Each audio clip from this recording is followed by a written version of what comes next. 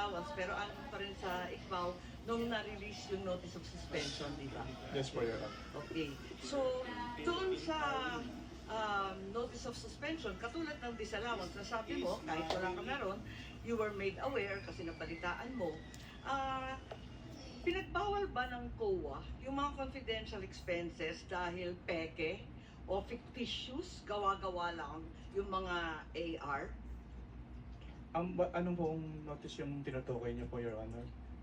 Doon sa mga AR ng OVP, meron bang sinabi na gawa-gawa lang, hindi tunay, peke? Dahil hindi po yan yung focus ng audit namin, wala po kaming basis para magkaroon ng findings po doon sa mga sinasabi niyo. So ang sagot, no. Walang sinasabi na fictitious yung AR. At doon sa AOM, pati sa suspension, gano'n na rin sa ND, sinabi ba ng COA na yung AR and documentary evidence of payments, yung DEP, peke, falsipikado, huwad? Since hindi po yan yung focus ng audit po namin, wala po kaming findings about that, Your Honor. Sinabi ba doon na falsipikado yung DEP at saka yung AR?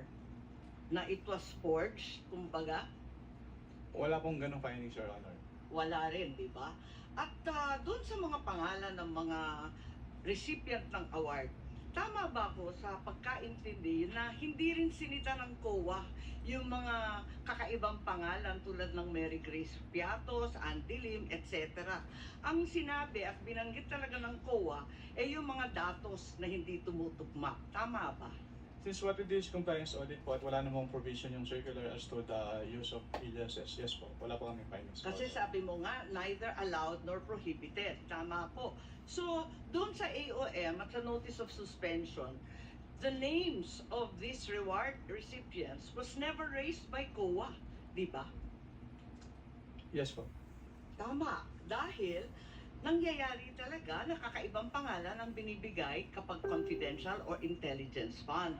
Kaya isa pang tanong ko, dun sa notice of suspension, pati na rin sa ND, ang pagkaintindi natin, final ba ito o hindi?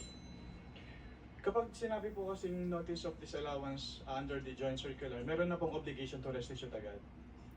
Tama, final siya sa COA.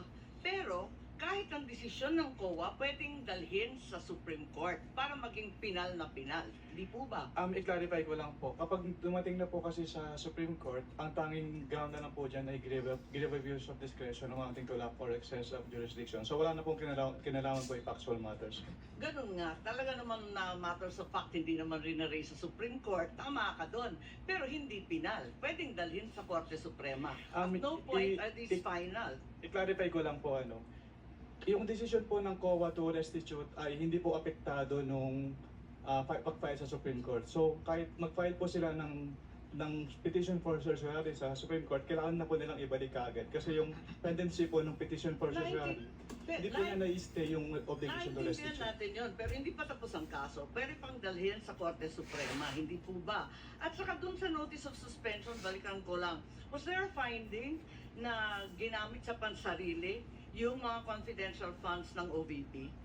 That is a presumption po under joint circular. Misappropriated ba yun? Kindly wrap up. That is a presumption po. Hindi po kailangan directly sabihin kasi nagkaroon po ng presumption. Pero hindi sinabi. Sa madaling sabi, Pero dahil wala presumption talagang po siya, hindi po siya kailangan sabihin, Your Honor. Naintindihan ko, pero wala doon. Is there a COA finding na ninakaw ang confidential funds doon sa various AOMs and notice? Meron bang sinasabi doon na ninakaw? It was stolen? There is a prima facie evidence na nagamit po siya for personal use or benefit under the joint circular.